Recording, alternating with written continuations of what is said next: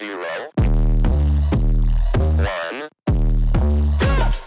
Let's get started. Hello and welcome to Beyond Top 10 Tennis. My name is Dr. Ashley Morgan-Berge and I'm your host. If you're not familiar with my work, would like to learn more about it, head on over to AM8 International, the first tennis lab of its kind worldwide that is centered on delivering top 10 tennis rankings and is 100% backed by science.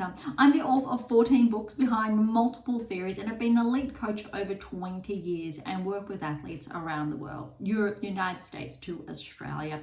I'm also the world's leading authority in this space with my research and my extensive coaching background, being responsible for landmark findings to deliver the next generation of play.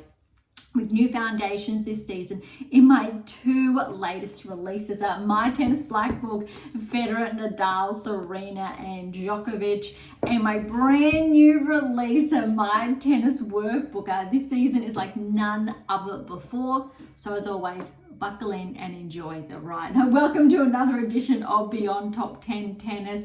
If you've been with us for some time now, thank you so much. We wouldn't be here without you. If you are new, as always, I would encourage you to track back to early episodes.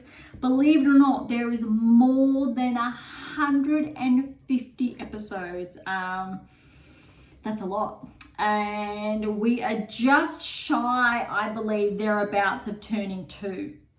Just to give you a perspective of how much I think has been shared over almost the past 2 years and the 14 books there.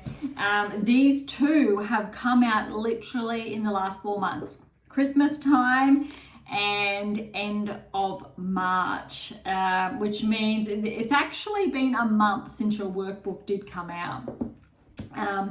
And I'm really excited. I have come up for a little bit of a breather air. However, you would have noted, if you have been following Beyond Top 10 Tennis, I have been relentless in sharing every single week over this time frame. And it's been a little bit hectic. But look, if you do have your hands on your black book, I really hope you have. If you are new, one of the best approaches to work your way through the collection in the back corner there is your black book. Even though it is one of the two latest releases, this book it's really powerful. I'm really proud of it, and that's why your workbook compounds it as well. Depending on what level you are on, there are 3 levels, so 1, 2, 3. Along with your rankings, so it will share with you where you're at in the collection, what books you should start at. Obviously all of them are encouraged, but some are going to be more fundamental, vital for your game now this season. Others more so in your downtime, even though there is limited time there. I do acknowledge that.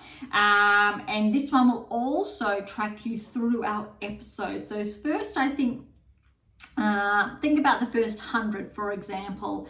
So not all of them, but a lot of them will help guide you through all of that. And you have your bonus topics every single fortnight in there. So not every week, to give you a bit of a breather there. But that's why, so there is a method to that madness. That's where your workbook comes into play. And it's big. And yes, that is the middle right there. You should be completing your workbook every single day, preferably in the evening, but if morning works, go for morning. Your workbook is an extension of your black book with all of the chart work in here. With all the room, so 0 excuses of sharing, you ran out of room. Your black book is designed for those quick notes. So it's very, very compact, which is fundamental. Not too big to keep in your tennis bag.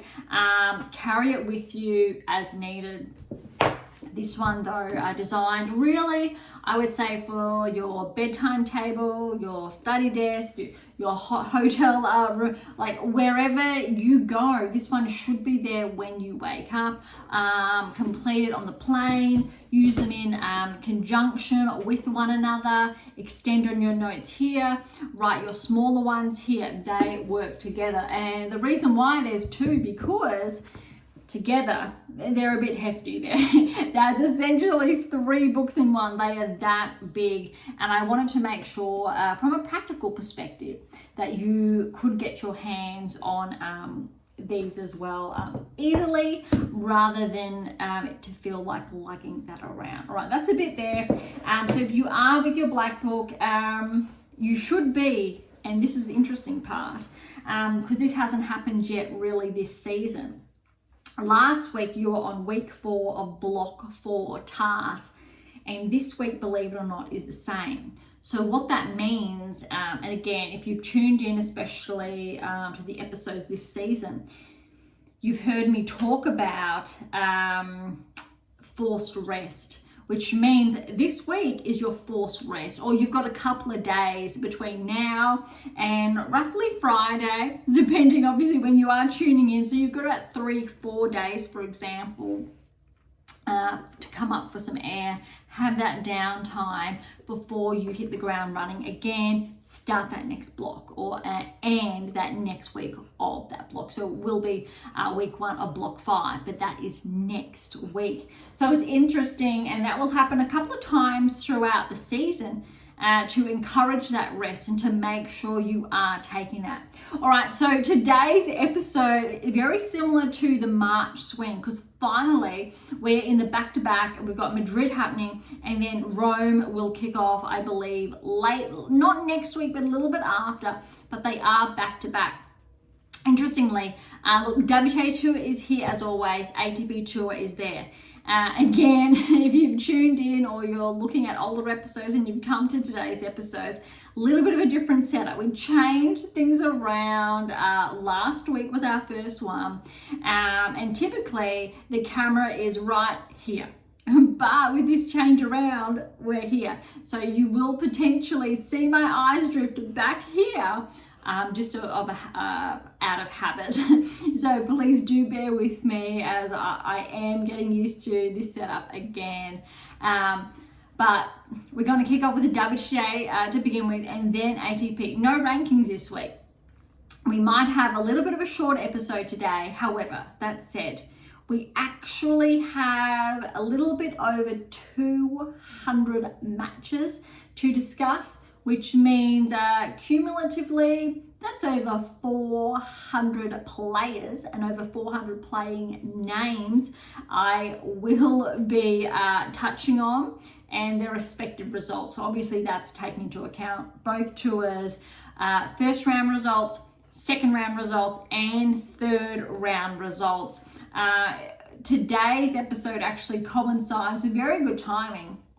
There's been a blackout at the Open, so power's been cut, delayed play a little bit, so it'll allow you to catch up with today's episode and with play. Some round of 16, all their lineups have been done.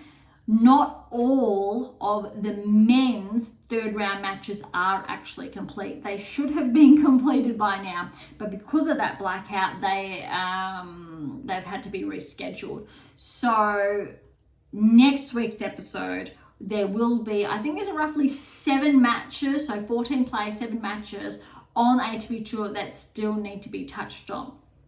So we'll try and keep pace with that, but I didn't want to delay the recap any further, because the women will kick off their round of 16 matches tomorrow, or with today's schedule. We are based in Australia, for those who are not familiar, so we are actually, I believe it's 8 hours ahead.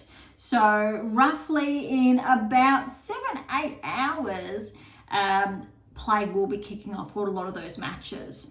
All right, so without further ado, I'm not going to get into too much, I will say, elaborations or nitty gritty like I typically do at the beginning, because I've shared with you Black Book, Workbook, their importance, and we may have some key pieces in between with these results. We know Mendoza's withdrawn, Alcaraz and Makova, for example. First and last, injury related. Makova was illness related. There may be one or two other players that I have not come across it. But what's really interesting on the WTA Tour, we're going to touch on two 125 events because they kicked off yesterday.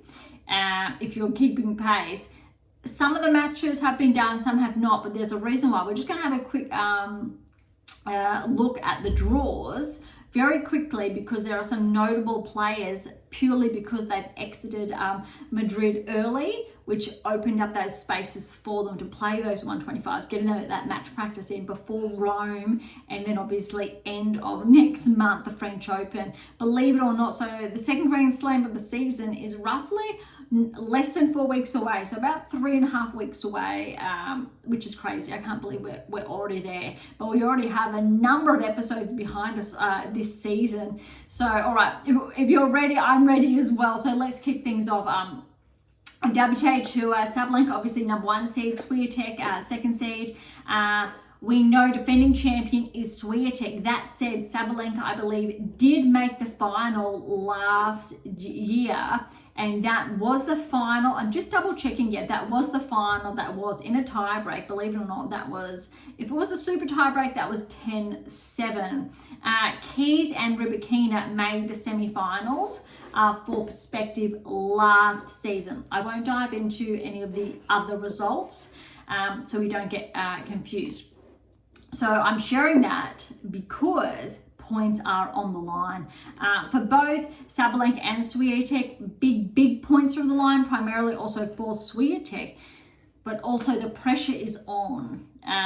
Potentially if Swiatek does not defend her title, I'm just going to quickly have a look at the rankings here. If Swiatek does not defend her title, she's going to be very susceptible. She will not lose her number 2 ranking, but, very big but, she may lose it before Rome.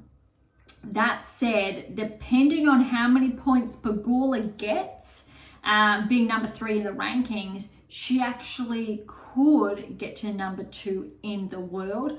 Bit of a juggle there, but with Swiatek already progressing past Pegula, that's a maybe, but that's no guarantee because she's got very big points to defend. If Sabalenka fell before the finals, sure, that's a little bit of ground for Swiatek to get closer to 1. However, you need to remember there's a lot of points that Swiatek could drop. I believe also on the men's tour, we know Rublev, for example, made the final last season. I'm just going to quickly double check that. Yep, so I'm just going to double check the final. So Igor Alisime was in the final of Madrid last year. He's not playing.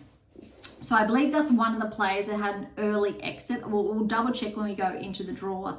But as far as semi-finals are concerned, Lecheka and Fritz, which means Fritz has some points that he could potentially drop. That said, as far as the rankings are concerned, I'm going to say he's relatively safe. Yeah, he is safe. Djokovic is behind him at 5, but there's roughly 1,000 points separating the two. And because of, well, an early exit from Djokovic, we know there shouldn't be a shuffle there. That said, Alcaraz is too far ahead of Fritz losing points if anything happened. But what's really interesting is you would have noticed that out of all those names I mentioned, Zverev was not mentioned, which means he does have a chance to gain points to get closer to Sinner in the rankings. However, he will not get to number 1. I do not believe. Yes, Sinner will drop points. Zverev may gain points. It could be very close. He could. There's actually a maybe there. I don't want to lock anything in stone. but there's more potential there. But look, on both tours, actually, that 1, 2, and 3 are very, very close, which is quite interesting. Similar to March, if you recall, Indian Wells, Miami, a lot of points, rankings, etc. on the line, bit of a shuffle there. So it's very similar. Recall from back then, when I shared, the next big, I think, rankings watch is this back-to-back, the 2000s back-to-back, Madrid and Rome, and what's going to unveil, because not only is it setting the scene for the French basically is straight after it, and then Wimbledon. This is one of the biggest times of the year. A lot of points on the line. Arguably, I think out of all players, yes, we could say Alcaraz has a lot of points to defend, but he did not win Madrid last season. Swiatek did, and then won Rome, and then won Roland Garros. That's a lot of points to defend. Paolini's up there with her back-to-back finals results. Look, Zverev is up there, but not in Madrid. He is not there. Alcaraz is not there. We know Sinner is out. So the pressure on both tours, Swiatek holds the most because of her sensational clay court swing last season. And with the difference, I think, or in separation between Swiatek, Sabalenka, that really started midway through last season, before the end of last season, whereas Swiatek couldn't play as much, Sabalenka got those points. It's going to be really interesting. But keep this in mind. Sabalenka could extend that lead. Swiatek, if she does not defend these points, you need to remember the second half of last season was not, I will say, huge for Swiatek. Was still good, but wasn't at equal heights. So she's got room to collect at the end of the season. Sabalenka, on the other hand, this is when she wants to collect in this half of the season, because she'll have more points to defend in the second half. Similar to Alcaraz, actually, he performed quite well, had that drop, and then a bit more of a peak again, for example. Zverev was relatively steady, but there are different opportunities there, especially, I think, in the later half. But look, we're only just over a quarter of the way into the season, and there's already a lot of newcomers. We've already got the barrier breakers that we spoke about here, predictive analytics, etc.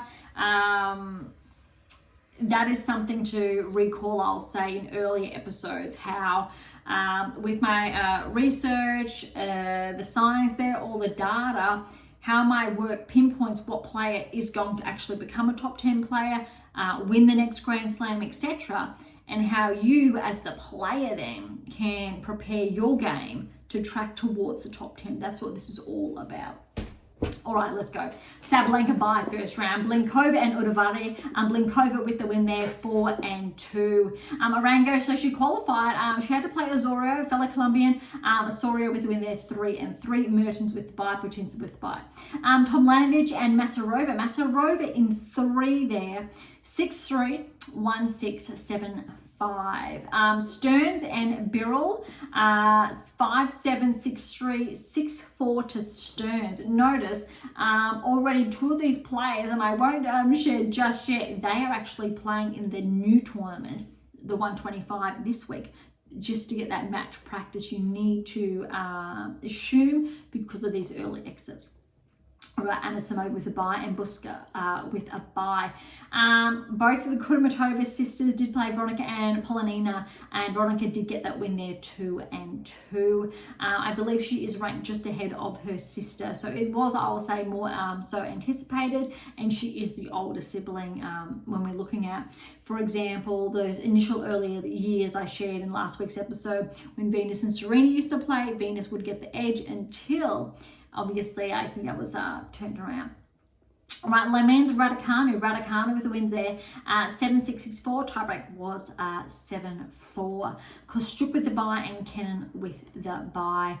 Sun and Gracheva. Sun with the win there, 3-6, 6-1, 6-4. Potapova with the win over Kruger. I'm not going to call it an upset, but this is a good win for Potapova. Look at this, 6-7. That was that tie break. 5-7. Right, 6-4, 6-2. That's a big match. All right, Zheng with a bye and Pegula with a bye there. Lies and Kostovic, and look, Lies with a very good win there, 2-2. Uchijama over Montgomery, 1-6, 6-4, 6-3. Jabeur with the bye and Alexandrova with the bye. Danilovic has upset Azarenka 6-4, 6-2. In all fairness, you need to remember Azarenka's had a bit of a regression in the rankings. We touched on that last week. So in fact, Danilovic is actually ahead of her in the rankings, so it's not as big of an upset. However, it's more unusual that we're seeing, obviously, Azarenka lose in the earlier rounds, purely because we're used to her going a little bit deeper. Especially excluding the last 12 months where we've seen a bit of a performance lull. Typically, and we know she's been around for quite a while now, so it would be great to see her track deeper, especially at the Grand Slams. All right, Parks over Jimenez Kazatseva, 3-3. Kazatkina with a bye and Rybakina both with byes. Andreescu with a win over Kessler, 2-4. Cartel over Christian, 6-2, 7-5. You would notice that I'm some pauses here because I'm a bit surprised because a lot of these names, there's at least 4 already that some once, some did not, their first rounds, and they are playing this week another tournament. So we will get to that later. All right, Svitolina and Lynette both with byes. Sakari, the really good win for her over Wang. I feel like she's had a couple of early round losses recently, so this is good. I do not recall Sakari having a huge I'll say clay court swing. I'll say good, but still this time last year she was top 10, and then I believe it was roughly around here now and then after the French where her ranking really started to slip. So she does have some ground to cover, but look, this score was 6-4, 7-6, 9-7 for the tiebreak. Bulta over Siniakova, good win for Bulta, 4-6, 6-2, 6-1, hoping Katie can get back into the top 30 again. Paolini with a bye, Andreeva with a bye. Boskova over Zarazua, 6-2, 4-6, 6-1. Bozes Miniera over Sheriff, 3-1. Fretch with a bye, Samsonova with a bye.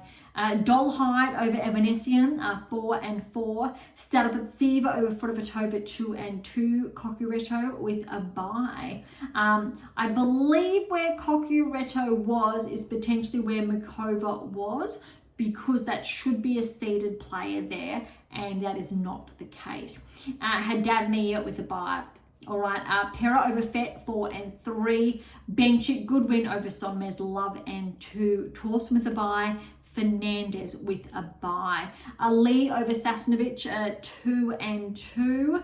Yastremska over Jones. This one was really tight. 7-6, 7-5, 4-6, 6-3. Gauff with a bye, Keys with a bye. A lot of players, you need to remember, this is a 128 size draw. Osaka fell to Bronzetti, so Bronzetti with the win here, 6-4, 2-6, 6-4. Parry over Begu, 3-4. Kalinskaya with a bye, Vekic with a bye. Baptiste over Sestaya, 6-2, 5-7, 7-6, 7-4 there. And we've got Joint over Martinez Soto. Very good win for Joint, 6-2, 2-6, 6-4. Navarro with a bye, Schneider with a bye. We're getting there. Volnyet over Kvitova, 6-4, 6-love. Really loved after that win. Volnyet shared some nice words with Petra. Being a role model, I believe, to Volnyet was about the gist of that conversation. It's really lovely to hear, but also I think when we hear that type of exchange, it really signals that change of the guard that has happened, the switch between generations that does happen.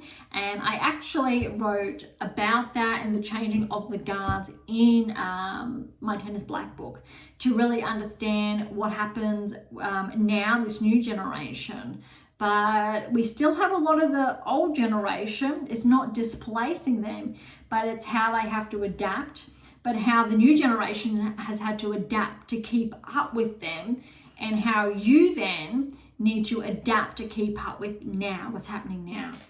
All right, Sevastova, I'm going to call this an upset over Pavlyuchenkova, a 6-4, 7-5. Pavlyuchenkova hasn't really played her best tennis since the Australian Open, and she had a really good result there, bumped her back inside the top 20, but since then she's regressed outside the top 30, hoping she can find that form again, because even though Pavlyuchenkova's been around for a while, look, she actually has made the finals of the French previously, I believe. So she definitely has the capacity, and I'd really like to see her find that form again. All right, Ostapenko with a bye, Noskova with a bye, Karl over Shramkova 3-2. Iala with a good win over Tomova 3-2, and then Swiatek with a bye. All right, that was 128. I will say minus the 32 seeds there with those buys. All right, second round results. Here we go. Sabalenka over Blinkova 3-4. I would say that was a good match for Sabalenka. A little bit being pushed a little bit by Blinkova there is what we want to see. But not peaking too soon. But wait for next round. All right, Mertens over Osorio 3-3. So I'll call it good win for Mertens. Masarova upset Putintseva 3-3 in second round. How about this? Stearns has upset the 15th seed Anisimova 6-2, 2-6, 7-5. I believe we did talk about that last week, where Stearns was going to potentially make a bit of a run of it, because even though she's not seeded, she definitely does have that game. And I'll tell you what, if Peyton has some really good results, I would say those second, third, or maybe fourth round results, I will not be surprised if she does crack inside, not even the top 30, I'm going to call it top 25 after Wimbledon. Not after the French, I'll say after Wimbledon if she maintains this current trajectory, because I think Stearns is a player to watch. All right, Kudermetova with a win over Buska 4-6, 7-6, 7-1, 7-5. Kostyuk was pushed by Raducanu but still came out on top, 6-4, 2-6, 6-2. Kenin, good win over Sun 3-2 there. And what I love to see is Kenin is seeded. It's been a while since we've seen Kenin seeded in not just 1,000 events, but Grand Slams. If she keeps tracking, she will be seeded at the Grand Slam again. And I believe it has been a while, which is huge. We know what Kenin's capable of. Regressed with her results, her level of play, but it looks like she's finding a number of those keys and implementing them into her game again. Those who are not familiar, 8 keys, 7 keys. 7 keys is actually behind us, but the 8th key as well. Head on over to AM8 International, click on the 7 keys. It'll tell you more about the 8th key there as well. I think to find your footing in that respect.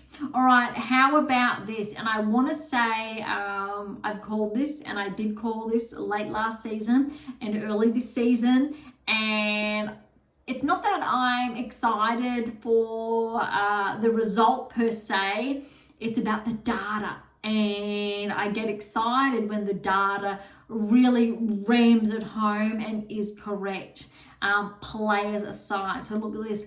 Potapova has upset Zheng in the second round, 6-4, 6-4. That's huge.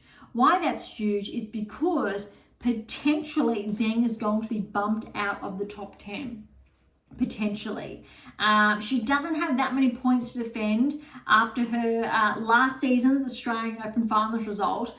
Not that many points to defend. The second half of the season, yes, more points to defend.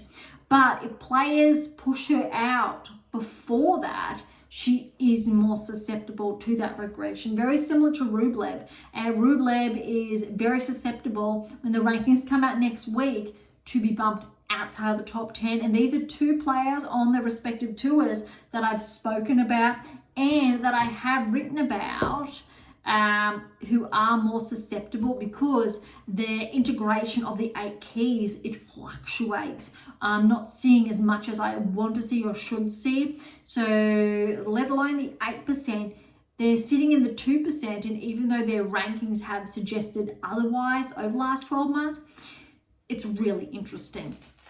All right, Pegula, good win over Lies, 2-2. Pegula's playing some really good tennis. Uchijama over Jabeur. Now, this is next level. We know how well Jabeur can play on clay. Uchijama's not seeded, but she's been stacking up some really good results lately. 4-6, 6-3, 6-4. Was not a whitewash. This was a hard-fought match, and Uchijama came out on top. So wait for the next result, but keep that in mind. This was a hard slog. Uchijama would have been tired, and I'm excited for that next result. All right.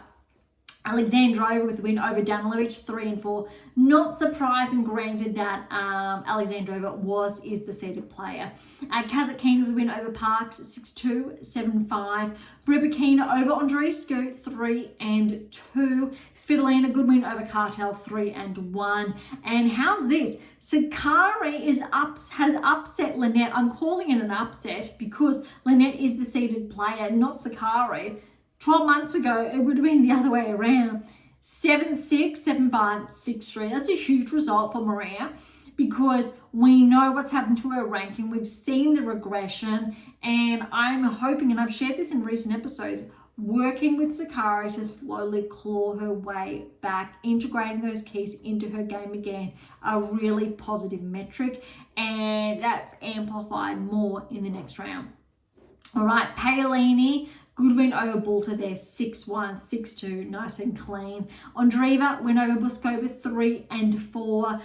Fred, very tight win over Buzez-Miniero, 5-7, 7-6, 7-2, 6-4. That was a slug. All right, Samsonova, good win over Dolhide, 4-4. Statabatseva over Cocchiaretto, 7-6, 7-5, 6-4. Statabatseva is the only player, I believe, since records started. Correct me if I'm wrong, please. It was reported last year that Statabatseva is the only player who was in the qualifying of every Grand Slam last season and qualified for every Grand Slam. So she made it through qualifying. I'm not sure in respect to her results, but I remember coming across Statabatseva and her breakthrough season, essentially making it through qualifying at every Grand Slam. And now she just cracked into the top 100 this season, I believe. This is a huge result. Not winning her first round, but also a second round at a WTA 1000 event is really big. All right, Haddad Maia, hard-fought win over Pera, 2-6, 6-3, 6-1 there. Benchik has upset Torsen, 7-5, 7-5, but look at that scoreline. Torsen is still one to watch. She's the 20th seed. She is definitely on the rise. I'm not going to be surprised if she finishes the season edging towards the top 15. Torsen is the next generation of play. Definitely, she is up there. Similar age range when we're looking at Gauff and Swiatek, for example. We know Andreeva's a bit younger. Torsen's just a little bit older, but she is there. Yes, there's a separation in the rankings at this stage, but she is one of, I will say, the newcomers on tour, looking at becoming a barrier breaker potentially in the next 2 to 3 seasons. All right, Lee has upset Fernandez, 25th seed here, 6-4, 3-6, 6-4. Gauff, how about this over Yastremska, but it was tight. Love 6. Yastremska took the first set off Gauff, 6-love. And then second set, 6-2 to Gauff, 7-5. I believe there was a break around 5-4. Gauff held her serve thereabouts and then finally got the break. That was a really hard fought match. Well done, Coco, or Corey. All right, Keys over Bronzetti, 4-3. Kalinskaya over Parry, 7-6, 7-5, 6-4. Vekic, good win over Baptiste. We haven't seen Vekic, I'll say, play that well lately. She's had some early exits, so this is a good result for her. Yeah, we know Vekic can play on the clay as well. Granted, she's a silver medalist from the Paris Olympics. Navarro over Joint, 5-5. That's impressive for Joint, who's just inside the top 100. Pushing a top 10 player in Navarro that close. Schneider with a good win over Volnets, 1-2. And how's this? Sevastova with the win over Ostapenko, who only beat not only Swiatek but Sabalenka at the Porsche Open a little over a week ago. That is a huge result for Sevastova. Ostapenko would have, she's in Swiatek's half, would have caused potentially a very big upset again. But well done to Sevastova, 7-6, 7-2, 6-2. Noskova over Karl, 5-1. And look at this, a rematch from Miami when Iala got the win over Swiatek. Remember, I believe she qualified in Miami. Swiatek, we'll say a little bit of a revenge there. It was 3 sets in Miami. Look at this, another 3-setter. 4-6, 6-4, 6-2. Yes, nerves of steel. Swiatek could only extend a little bit of a margin in that third set. But what that tells me is Iala, she's not going anywhere. She knows what to expect from Swiatek's game. Iala is coming up the rankings without a doubt. She's got that first round win anyway to get those points. But this was impressive. Very different story if it was straight sets, 2-1, sure. Different story. But Iala to push Swiatek still to 3 despite the result, that's really impressive. All right, on to the third round results before we head on over to the ATP Tour. All right, heading things off with Sabalenka, and she had Mertens. So this is where we're seeing seeds and seeds. Sabalenka was pushed for the first time. Keeping in mind it's only her second match with the bye in the first round. But she did get the win over Mertens. 3-6, 6-2, 6-1. That I will say was anticipated. I'm not surprised that Mertens was able to get a set off Sabalenka. But Sabalenka found her rhythm, fought back in the second and third. Stearns, Masarova, with both seeds out of this little section here. Stearns with the win there, 6-2, 6-love. Kostyuk, good win over Kudermetova. But look, Kostyuk, she got that first set, 6-love. And then 4-6, 6-4. So the last 2 sets were a lot tighter. Potapova has upset Kenin. So going from her win over Zheng, now with the win over Kenin, yes, a little bit different, but still, that is very good traction. 3-6, 6-4, 7-6, 8-6 for that tiebreak. Pegula, Uchijama, and you recall, Uchijama in the second round got the win over Jabeur. 3 sets. She would have been a little bit tired. Uchijama got the win over Pegula, 3-2. So lucky for her, straight sets there. But wow, Pegula, without a doubt, was favoured. Keep in mind, last season, Pegula did not progress to, say, the semi-finals when I shared those results at the very beginning of today's episode. So as far as points are concerned, Pegula still made it to the third round. I still think the pressure is on Swiatek, unfortunately, in this respect. All right, we've got Alexandrova has upset Kazakhina, 14th seed there, 6-3, 7-6, 7-3 in that tiebreak. How's this? Rybakina, she did make the semis last season. Svitolina has upset Rybakina in the third round, 6-3, 6-4. And I think that is the final hurdle that will push Rybakina not just outside the top 10. I'll just switch over to the rankings briefly. We know Rybakina is 11 in the world, 10th seed because Badosi's withdrawal. As far as points are concerned, How about this? We may see, because Makova did not play, I don't believe she played Madrid last season, and she did withdraw. This was around her comeback last season after having some time off for surgery. Makova could very well get to 11 in the world, potentially switch places with Rybakina, and this is exciting. You know why it's exciting? Because Makova's there and Schneider, and Makova and Schneider, I believe, are the two players in here predicted with our analytics to become barrier breakers this season, along with Navarro and Badosa, who already have. Andreeva was predicted to become a top 10 player inside the next, I'll say, 2 seasons I've previously shared, and it was, I was a much earlier progression with how well her season really did kick off. So that's actually really interesting. We're going to keep an eye on that, and we'll talk more about the rankings when they're updated next week. All right, last of the round of 32 results, Paolini and Sakkari. Obviously, Paolini was favoured here, but look at this. Sakkari has upset Paolini 6-2, 6-1. That is huge, apparently. Paolini was a bit unwell, but she did try to play through that. And you really need to give her the benefit of the doubt. Granted that Makova was one of those players that withdrew because of illness as well.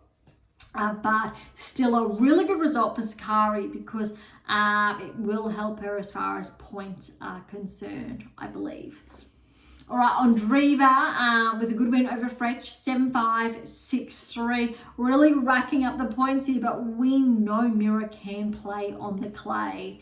Starabotseva has upset Samsonova, the 18 seed. You've just heard me talk about earlier, Starabotseva last season qualifier, Grand Slam, first main drawer, and now she's in WTA 1000 and she's made her way through to the round of 16. That's really going to play dividends for her ranking. Look at this scoreline. Again, Samsonova 2-6, 7-6, 7-2 in that tie break, and then third set, 6-love. That's a huge win for Starabotseva. Well, congratulations. All right, Bencic over Haddad Maia. Look, on paper, it's an upset, but we know how well Bencic has been playing this season. 6-3, 4-6, 7-6. We'll say 7-2, but it may have been a 10-2 tie break. All right, last couple, we've got Gauff over Leith, 2 and 3, regrouping after that thriller, I will say, second round match. Keys, good win over Kalinske, that's tight. 7-5, 7-6, 7-3 for the tie break. But good to see Keys, I'll say, pushed a little bit, because we know, again, she made the semis last season.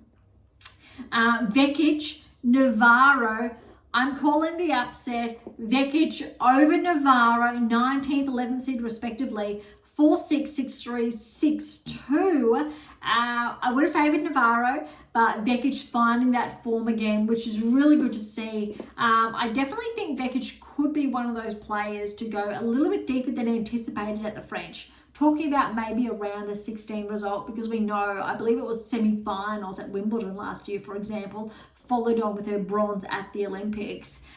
So we know she can play. I believe she's had a bit of a drop in her performance.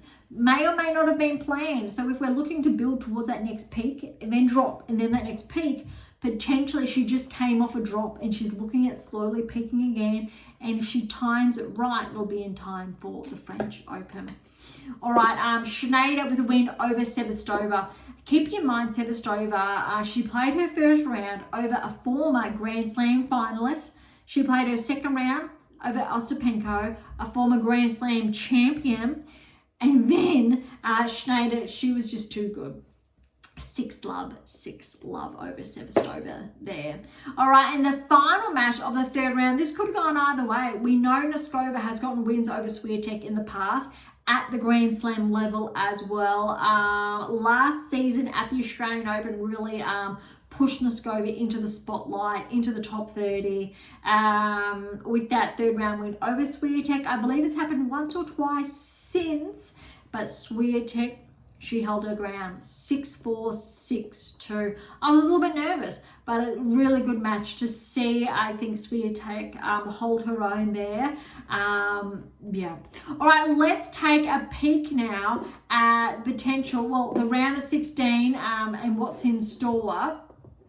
And then we'll look at potential matchups to come. All right, so as far as the round of 16 is concerned, we've got Sabalenka and Stearns. They will play off. Kostyuk and Potapova will play off. Uchijama, Alexandrova, Svitolina and Sakari. We're going to get back to that. Andreeva and Stanovatseva are going to play. Bencic and Gauff will play. Keys, Vekic, Schneider and Swiatek. All right, so as far as let's go with results. Swiatek and Schneider will go from the bottom up. That's a tough one. Schneider's playing well, but I want to still favour Swiatek. But I'm not going to be surprised if Schneider pushes Swiatek to 3. I don't think she's been able to do it previously, but this could be a maybe with how cleanly she just played in the third round. Okay, so let's go quarterfinals. Swiatek. Vekic, Keys, let's go with Keys. She's come off a bit of a break. This is going to be a tough one. I think Keys will be pushed. It could go either way, but I'm going to say Keys. Bencic, Gauff, that's a tough one. It could really be tough. Let's give it to Gauff though, all right? And then Andreeva, Stanovatseva, we need to give it to Andreeva. Too much of a rankings difference there. Sabalenka, Stearns. Look, yes to Sabalenka. Got to give it to Sabalenka, but I'm not going to be surprised if Stearns does push Sabalenka to 3. Kostyuk, Potapova. Look, Potapova, she's got the win over Zheng. Then Kenin. Why not Kostyuk? I really want to give Kostyuk a bit of a benefit of the doubt because she played so well last season. And I'm looking forward to seeing more of that this season. Uchijama upsetting Pegula, Alexandrova. You need to give it to Alexandrova, really just based on experience. Svitolina, Sakari. Look, Svitolina, she came up winning that title last week. So I really want to give it to Svitolina. But quietly also rooting for Sakari just to help push that ranking. Let's fast forward to the semis, potentially. Let's go with, how does this sound? Svitolina and Sabalenka. Maybe Svitolina can get through, just maybe. Or I'm going to say Svitolina in this section of the draw, and maybe, just maybe Stearns if she gets past Sabalenka. Kostyuk's there. Potapova, she's been playing well lately. That's a tight section. All right, as far as this one's concerned, it's dangerous because we've got Andreeva and Gauff potentially quarterfinals, and we know how well Andreeva's been playing. But I tell you what, let's give it to Gauff. Let's go Gauff for the semi-finals. Then if we go Keys, Swiatek, look, let's give it to Swiatek, benefit of the doubt. I think that's going to be dangerous. Sabalenka and Swiatek have very dangerous sections. Arguably, though, Sabalenka's biggest threat in her section is, look, the 24th seed, potentially Svitolina's 17th seed. Very different story for Swiatek. She needs to get past the 13th seed, potentially face the 5th seed, and then potentially face the 7th or 4th seed. Swiatek, without a doubt, has a harder draw than Sabalenka. That's brutal. It has happened previously as well in the last couple of weeks. So I am feeling a bit for Swiatek holding on to her ranking with all the points she needs to defend. That's really big, and that's really substantial. All right, so we will touch on round of 16 onwards for the women and both the men next week. So we're going to hold off there. Really quickly though, there's a 125 in St. Malo, and I'm just going to quickly go through, because look at this. Kessler is the number 1 seed here. Golbik 7th seed. Volnets 3rd seed, and she was knocked out of Madrid. Other players, I think there's Dolhide, biggest. and Osaka is the number 2 seed. Just for perspective, there's about 2 or 3 players that played Madrid who are now playing St. Malo this week. Only a couple of first round matches have been done, but just keep that in mind. And then there is the Catalonia Open, also a 125. And look at the names here. Fernandez is the number 1 seed because she fell, I think, in the second round, Madrid. We've just gone over this. Cocureto, she was playing Madrid. Tomljanovic, she was playing Madrid. Siniakova's here. Masarova, both playing Madrid. Andreescu was playing Madrid. Joint was playing Madrid. And Sun was playing Madrid, and I'm sure there are some other names in there as well, but that's about half a dozen players that have already fallen in either the first, second or third round, well, predominantly I think first and second, that are already lined up to play this week. Granted, it is a 125. You need to go on the assumption that it is just getting a couple more matches under their belt.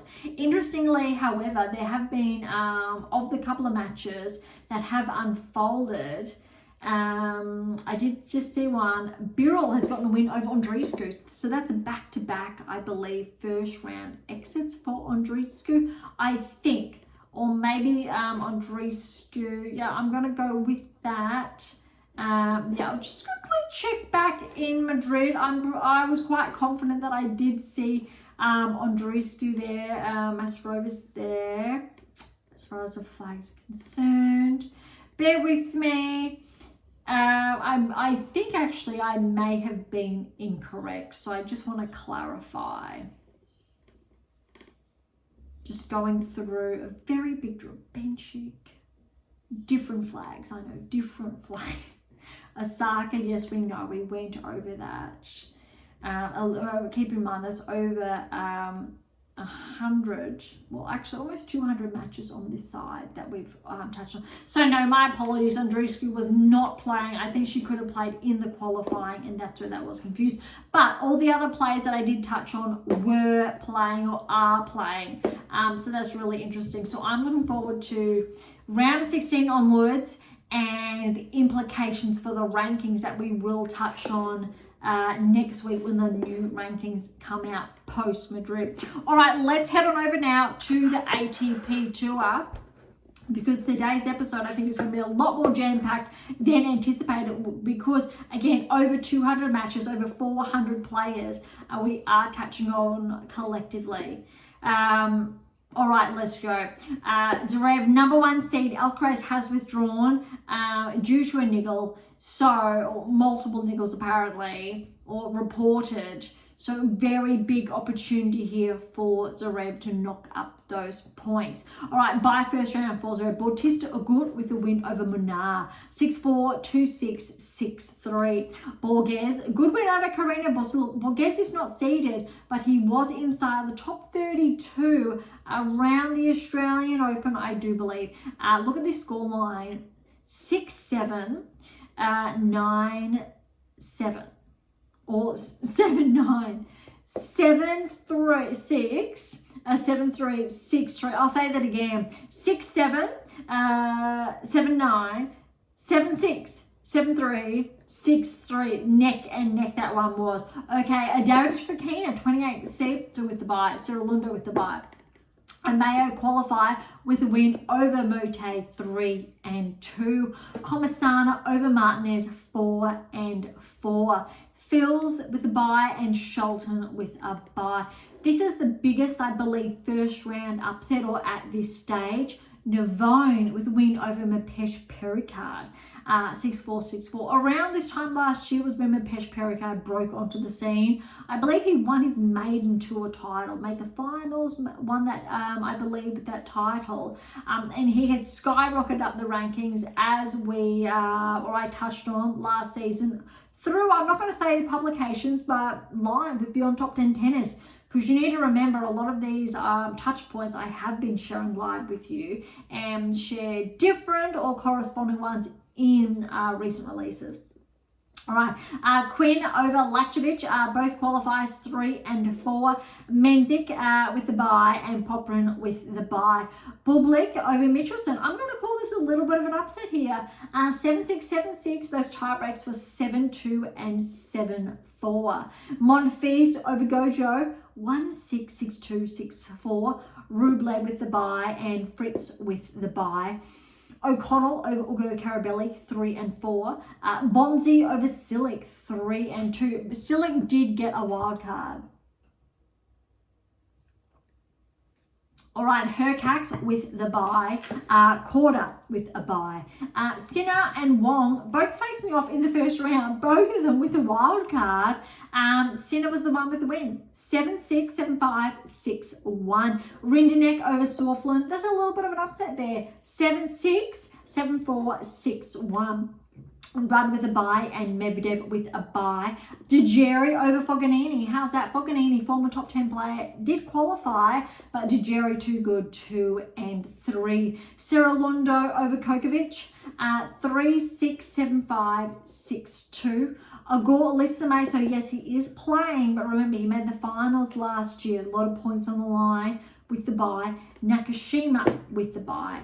Offner. Protected ranking here, playing a qualifier in Gaston, Offner with the win there, 4 and 3. Kaboli over Marazan, 7-6, 7-4, 7-5. Rune with a bye, Draper with a bye. Greekensport over Kopriva, 1 and 4. Garon over Lunatine. Oh, that's a tough one there. Teen has had some tough matches lately, or really close and just missed out, like this one. Look at this. 6-1, 1-6, 7-6. That if it's a super tiebreak, we'll say 10-4. All right, Berrettini with a bye. Kakanakov with a bye. Opelka still with his protected ranking over Hajaka, lucky loser. 5 and 5 to Opelka. Fonseca with the win over Mola, 2 and 3. Paul with a bye and Tiafoe with a bye. Darderi over Howells, 4 and 4. Muller over Goffin, 6-3, 3-6, 1 love. Goffin must have had to retire there, which is a bit, it's unfortunate. We know how good of a player Goffin is, and he has been around for some time. Humbert with the bye, Bayers with the bye. Zuma over Bellucci, 4-6, 6-4, 6-2. I did see something, I believe it was between these two players around the handshake there. A little bit disappointing, but well done to Zuma there. All right, Arnaldi, good win over Coric, who qualified. Coric used to be a top 30 player. I think top 20 he did get to a number of seasons ago. But Arnaldi, he's an up-and-comer. 4-6, 6-4, 7-5 to Arnaldi. Djokovic with the bye, Diminor with the bye. Sinigo, good win over Kekmuch, 6-4, 7-6, and that was 7-5. Nishikori, good win for Nishikori over Vukic, 6-4, 3-6, 6-4. Shapovalov with the bye, but look at this, Shapovalov is seeded 29. He's had a huge 12 months. He was pushed outside of the top 100, and oh my goodness, has he clawed his way back. Former top 10 player, similar to Ogor Olisime, although his ranking didn't regress as much, but that's a really good, well, we're not even at the results yet, but great to see him seeded once again. Tsitsipas also with the bye. Struff with the win over Van der Zandschulp, another lucky loser there. So Struff with the win, 7-5, 2-6, 4-1. Unfortunately, it looks like Van der Zandschulp had to retire, I'll say before the finish line. Echeverry over Medalovic, 6-4, 6-7, that was 4-7, 6-4. Mazzetti with a bye, look at that, 10th seed, we don't normally see that, but that'll be, we need to get used to that. As far as rankings are concerned, because we know Sinner is not playing and Mazzetti is just on the cusp of the top 10. And after Madrid, he could make into the top 10. Time will tell. So more or similar ranking implications for the ATP Tour this week. like the WTA Tour, with the potential for some players to be bumped outside the top 10, potential new barrier breakers, especially the players who I have pinpointed. Again, whether it is through Black Book or over the last 12 months, really, through beyond top 10 tennis. Sometimes I will say it's in a book when I really just shared it, because a lot of the data I've been sharing with you live. And it's actually quite exciting because, believe it or not, it was only, I will say, in the last couple of weeks, I have started, I will say, laying the foundations for that next release. So the What Is Your Game Missing series and the 7 Keys text as well looked at key results that pinpointed what play will be next in line. And because we've had different releases over the last 2-3 seasons or years, since then, the time's come around again. Enough data has become available again to add. And this time, I'm actually really excited because we're going to have a lot of new names, and you'll be able to see one generation transform into the next generation. Former Federer, Nadal, Serena, Djokovic, the in-between, where we've had that transition where they fell off, and then the new, yes, Djokovic is still playing, but in this new one, we've got Swiatek, Sabalenka, Serena, Alcaraz at the top, and Zverev is still there too. Really interesting, but that is a conversation for another time. All right, so Dimitrov with the bye, 15th seed there. Jarry over Altamar, 3-2. Fernley, qualifier, good win over Boo, 6-3, 7-6, 7-2 there. Makak with the bye, Lecheka with the bye. Norrie over Landalucci, 6-7, 4-7, 7-5, 6-4. Diallo, lucky loser there over Berge, 6-1, 6-2. And how about this? Because Alcaraz withdrew, a lucky loser has taken his place, and that was Majazrak. I apologize as always for the mispronunciation. So he's a lucky loser, and he got a bye the first round. That's huge. That's really impressive. So he's automatically made it into the second round. Wow. And that means that's really opened up that section of the draw for players like Lecheka, Makak, Dimitrov, and even Mazzetti in that half, and Tsitsipas. I believe that's that half.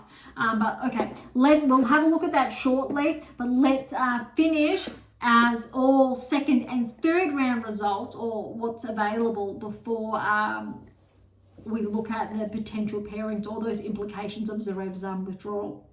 Sorry, my apologies. Alcaraz's withdrawal. Okay, because I'm looking at Zverev now. All right, so kicking off second round results, Zverev over Bautista Agut. Former top 10 player, Bautista Agut. Zverev, good win there, 6-2, 6-2. That's what we want to see. I think it's too easily forgotten how well Zverev can play on clay. Most surfaces as well. Zverev really is that complete player that's typically, I think, forgotten. Where he has, I'll say, relatively good results across most surfaces, or no, all surfaces in all fairness, and not many players can make that claim. Alcaraz, yes, is one. Sinner, I believe, yes, is up there too. As far as the women's are concerned, probably can't say the same yet for Sabalenka or say Pegula, but Gauff is quite effective across all surfaces we've seen. I'll say Swiatek, yes, lax, I will say, on grass, only because typically she's got a really heavy clay season with that peak, and grass, the grass season coincides with that drop-off. So that's a different discussion. But look, I think Zverev can potentially be underrated on the clay in particular. Okay, second round. Davidovich Fokina, good win there over Borges, 2-3. Serralundo over Mayo, 3-4. I'll call this the biggest second round upset, or one of the biggest second round upsets. Comersana over Phils, the 13th seed, 7-6, 7-4, 6-4. That's a big one. All right, Shelton over Navone, 4-6, 7-6, 7-5, 6-3. Menzies over Quinn, 7-6, and that was 7-4, 6-1. Bublik over Popyrin, that's an upset there, 6-4, 7-6, 7-4. Rublev with the walkover there over Monfils. So Monfils obviously has withdrawn. So Rublev's got fresh legs for his third round encounter. That said, he's a seeded player. He did not play the first round and no match for the second round. Wait till you see the third round result then. Fritz and O'Connell there. That's a 6-1, 6-4. Bonzi over Hercax. That's an upset. Not as substantial, I will say, as earlier, say the Monfils. But that's a big one there. Really looking forward. Look, this time last year, Hercax, I believe, was top 10. We know he's regressed since then. So I'm really rooting for him to get those points back, to get back inside the top 20 at the very least. We know especially how well he can play on the grass. And I'd love to see him set himself up, rankings-wise, to give himself a shot of making, say, the round of 16 or further at Wimbledon. But we've got a lot of newcomers around since Hercax's, I will say, deep run, upsetting Federer on centre court there. So a lot's happened since then, but that's another interesting discussion. So well done to Bonzi there, 6-4, 7-5. Quarter over Sinner, 6-3, 3-6, 6-1. Rudd over Rinderknech, 3 and 4. Medvedev, how's this? Medvedev also with a walkover over Djokovic. So similar to Rublev, no match first round and no match second round. I think that really does support the discussion about Paolini becoming unwell and obviously not performing very well in her third round match. Also, Mukova's early withdrawal as well, as far as illness is concerned. All right, Cirilundo, this is an upset as well over Ogor Elisime. Ogor Elisime, remember, he was the finalist in Madrid last season, or this time last year. So well done to Cirilundo, and he was/is a qualifier, 7-6, 7-5, 6-4. That's a very good result. All right, Nakashima over Offner, 6-3, 7-6, 7-3. This is probably the second biggest, I'll call this the second biggest upset. We've had other ones, but they'll get pushed back to 3 and 4, is Caboli. Caboli over Rune. Caboli got the first set 6-2 and then with Rune had to withdraw. I'm not too sure if that is due to illness or a niggle, but huge win there. Rune is out, and we know it was only last week where Rune got the win over Alcaraz to win Barcelona. So well done there to Caboli. Draper over Gregenspor, 6-3, 6-4. Berrettini, good win over Garon. Look how tight these first two sets are. 6-7, 3-7. 7-6, 8-6. And then third set, Berrettini ran away with it over Garon, 6-1. Kakanakov over Opelka, 2 tie breaks and 7-3, 7-4 respectively. Paul over Fonseca, 2 tie breaks. We've got a 9-7, 7-3 respectively. Tiafoe over Darderi, 7-5. Then Tiafoe was up 3-1 in the second, and it looks like Darderi withdrew. Again, not too sure if there's a niggle or illness or being unwell.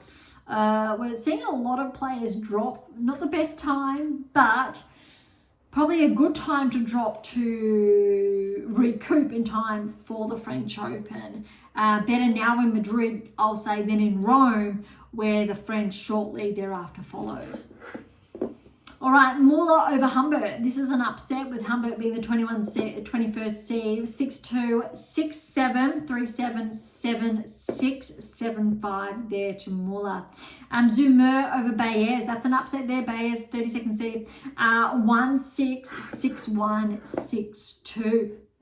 Now, this is probably the biggest second round upset. You know what's coming potentially if you've been following the results.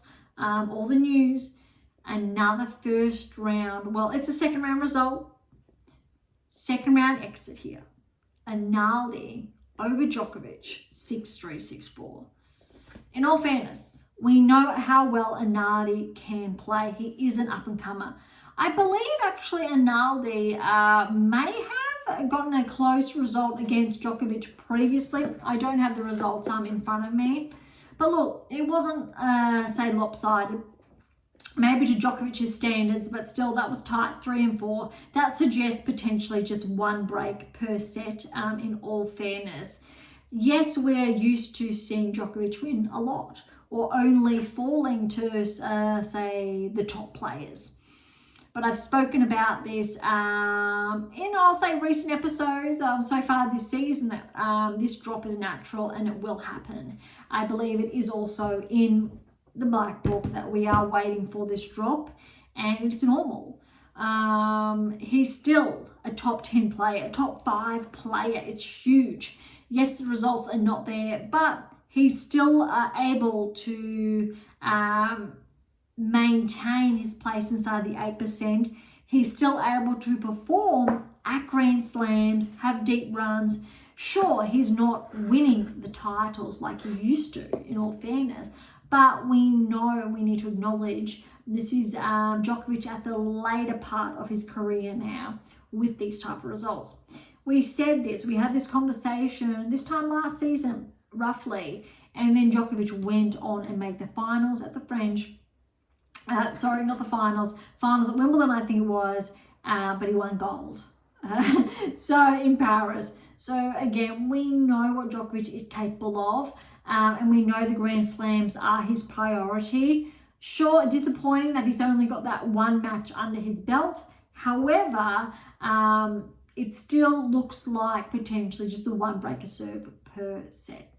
All right, Dimonor over Senigo, 2 and 3. Shapovalov, he's cut, I'll say Nishikori's run short, 6-1, 6-4 to Shapovalov. Tsitsipas, good win over Struff. Look at this, 3-6, 6-4, 6-3. Mazzetti over Chevery, 7-6, 7-3, 6-2. Dimitrov over Jarry, 3 and 4. Fernley over McCack, that's an upset. Fernley's a qualifier. McCack's the 19th seed. Well done, Fernley. 1-6, 6-3, 6-2. Norrie has upset Lecheka, the 26th seed. 2-6, 6-4, 6-love. And Diallo's also a lucky loser. Got the win over Majzak, the lucky loser who took Alcaraz's place. 7-5, 4-6, 6-4. And I just want to see who... And yeah, so Diallo got that win over Berge first round. Okay, so that brings us to the third round. Just keep in mind now that we do have third round results that are incomplete. I believe there's still 7 third round matches that will get underway later today or tonight, depending where you are based in the world. All right, let's kick things off with Zverev. This is very, very close. Zverev over Davidovich Fokina. Remember Davidovich Fokina, I believe he made the semi-finals last week, but he's also had some deep runs recently as well. I believe he even made a final. Zverev with the win here, 2-6, 7-6, 7-6. So Davidovich Fokina, he played phenomenal. Those tie breaks, 7-3 and 7-love respectively. That was close. Well done to Davidovich Fokina pushing Zverev to those tie breaks. That is huge and substantial. Zverev just held on there. Just. All right, Cyril Londo with the win over Comasana, 4 and 4. This is an upset. Just Menzik, 22nd seed over Shelton, the 12th seed, 6-1, 6-4. Shelton, look, he's coming off, I believe, he was runners-up last week. The event is skipping my mind, but he's been playing a lot of tennis as well. A little bit disappointing, but still, he did lose to a good quality play in Menzik. You heard what I said about Rublev. First round bye, second round walkover. This is his first match, and it is against Bublik. Bublik has upset Rublev, the defending champion, 6-4, love 6, 6-4. That's huge. Well done to Bublik, but Rublev's, I will say his top 10 ranking is going to be under the pump here. Let's quickly head on over to the rankings. We know Rublev is 8. Rune has had an early exit. Medvedev is still in action. If Rublev is to drop that 1,000 points, potentially, he will be bumped outside the top 10. And after Madrid, we will see Musetti re-enter, I will say, the top 10. If Rune drops additional points, we may see Paul back inside the top 10. That's a maybe, depending on how, I will say, the points are concerned for Rune. But it looks like Rublev is on a track to regress outside the top 10. And this is something we have pinpointed, that I have pinpointed for the best part, I will say, of the last 10 months. And Rublev's done a heck of a job to hold on to his ranking over that time, really highlighting, I will say, Grand Slam metrics over that time period. This result in Madrid, the biggest exception, unfortunately. But I think it'll be really good for Rublev to regress out. Then he can reset, and then I can look or consider his data from a different lens and look at his trajectory on re-entering the top 10 as a big potential. But let's see what happens. That's a conversation I'll leave for next week. All right, Fritz over Bonzi, 4-6-7-5, and then Bonzi looks like he's retired, so well done Fritz there. A lot of players falling. Ruud, good win over Quarter, 3-3. Medvedev over Cirilundo, 2-2. Nakashima over Caboli, 7-5, 6-3. Draper and Berrettini, they still need to play their third round match. Kakanakov and Paul, they need to play their third round match. Tiafoe and Mueller need to play their third round match. All right, Arnaldi with a win over Dzumhur. I apologize for the mispronunciation, I really do. It's a tongue twister. So well done to Arnaldi there over Dzumhur, 3-4. Dimonor and Shapovalov need to play. So that's those of 4 need to play. Tsitsipas and Musetti need to play in the third round. Oh my goodness, that could be a final. But it's because last week Tsitsipas's ranking regressed that much outside the top 10, not just at 11 or 12, but at 17. That's why they're facing off in the third round. That's huge. I think with Musetti winning this match, despite Rublev being defeated, really would push him into the top 10 by his own accord, in contrast to Rublev obviously not being able to defend his points. But it does look like a sure thing, and potentially he's aware of that going into this match. Haven't seen Tsitsipas play his best tennis, but I think this is a huge opportunity for Tsitsipas to set himself up for the clay season and to be potentially a genuine contender for the French. Because if Djokovic is not playing his best, if Sinner's just coming back, if Alcaraz has a niggle, we're looking at the players who can play really well on clay, and Tsitsipas is up there. But you know who else I'm pointing up there? Is de Minaur. I think Alex has his best chance of a run here. I think in Australia was his last biggest chance, but I think Alex this year at the French, let's see if I remember this and can touch on this in a couple of weeks, maybe a semi-final, maybe further. And same with Tsitsipas. Musetti though, he has equal amounts of potential, and we're just looking at the players we're adding. And similar thing happened on the WTA Tour last season. We were adding some players from likes of Navarro, Schneider, Badosa, Andreeva. New players just coming along, and Zhang was up there as well. So it's a very interesting discussion, and I did say this was what was going to happen on the ATP Tour this season. All right, Dimitrov and Fernley, they still need to play. Norrie and Diallo, they need to play. But look at this, 2 for that whole section, no Alcaraz. So that really has opened up. So let's have a look at potential round of 16 encounters. I'm going to head on over to the live draw here. So there is, only because I lost count because I got distracted, 1, 2, 3, 4, 5, 6, 7. Yeah, 7 matches still underway. Anali is the only match in this half that has gone through or progressed through to the round of 16. But look at this. Ooh. All right, we know who's playing. Zverev, Surilundo, Mensik, Bublik, Fritz, Rudd, Medvedev, and Nakashima. We do not know the other half. Keep that in mind. We do not have those results yet.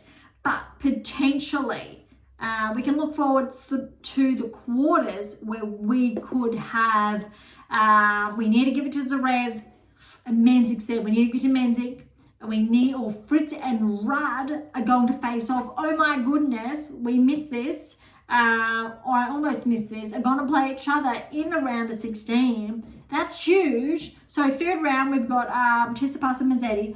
4th round, we have Fritz and Rudd. And again, because Rudd lost some valuable points last week as well. So Tsitsipas and Rudd had huge clay court seasons leading up to the French last year. That's why their results were a bit surprising. We thought maybe one of them could go deep and make the finals. Wasn't the case.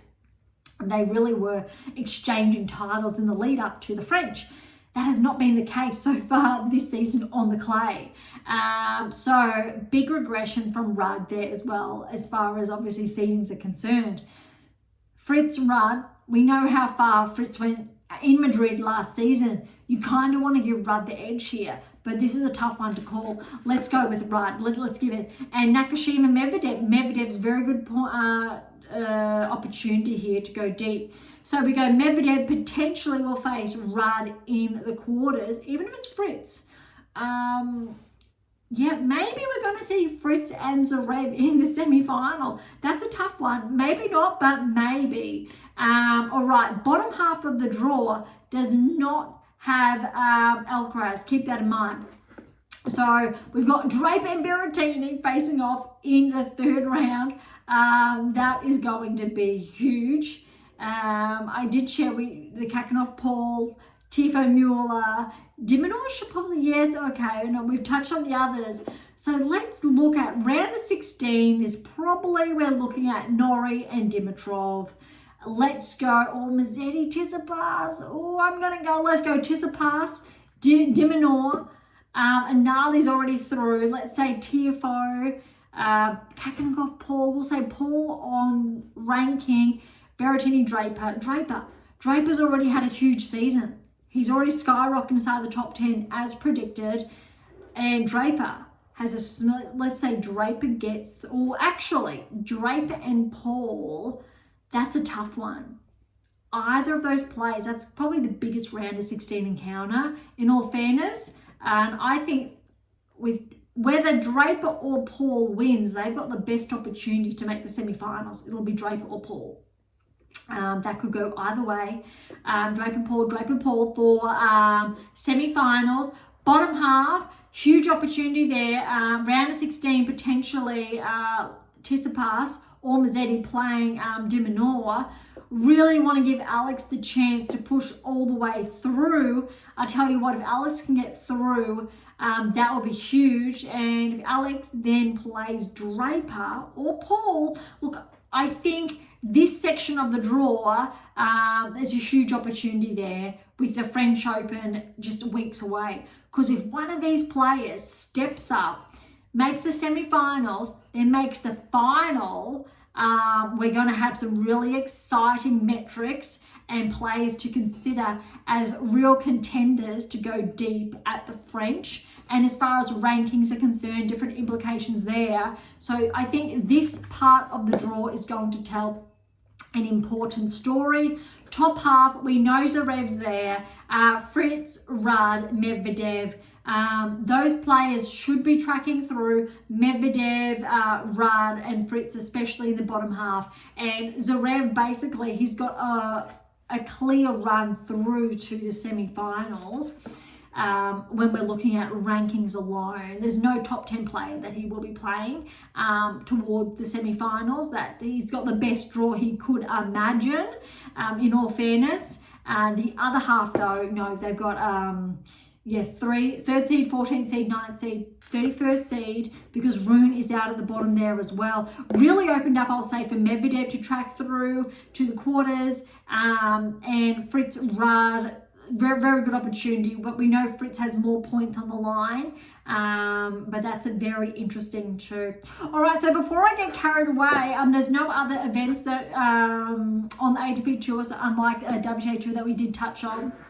But if you cannot tell, I am a little bit excited already to touch on the round of 16 results and onwards next week. Hopefully, I will keep in mind the bottom half of the draw and those third round results. We may do a recap. We may skip over them. We'll see what time's like next week, because we will have all the rankings to go over as well. All right. Thank you so much for tuning in today. To grab your copy of my tennis black book, Federer, Nadal, Serena, and Djokovic. Well, there's no and there, and that's for a reason.